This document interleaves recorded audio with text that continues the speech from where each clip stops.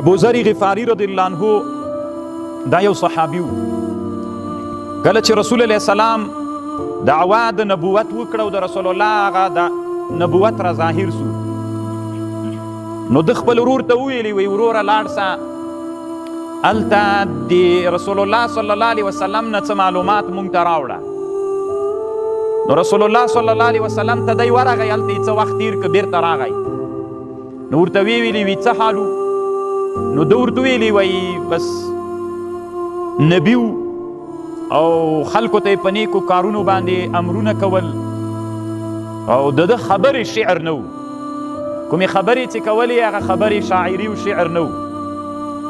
ده ورته ویلي وی زه سیده وی د ما زړه دې یخ نه که، ځکه ته چې ما لیږلی وي د دې دپاره مې لیږلی وي چې ته ما ته مکمل شافي بیان راوړه، نو تا هغه کار ونه که چې پکار و.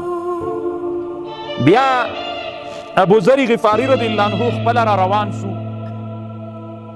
ځان سره یو ځای راواخیست. دا اوبه څه وړي پکې مشک، موږ ځای ورته وایو، جنوبیانو تاسې ورته ژی وایه، نو د فارسي مشک آب. دی د ځانه سره راواخیست او سوارلی هم ورسره وله او مکې مکرمې طرف ته راغی او مسجد حرام ته راغی. نبی علیہ السلام یې لټوه چې رسول الله وګوري چې دا څنګه سړی ده. نو دا یې بده ګڼله چې چا نه پوښتنه وکړي، ځکه ده ویلې چې داسې نه وي داسې یو چا سره وانه وړمه چې هغه دښمن وي. پوښتنه یې نه کوله، مسجد الحرام کې اړولي ول چې شپه سوه همداسې ژی ورسره و مشک.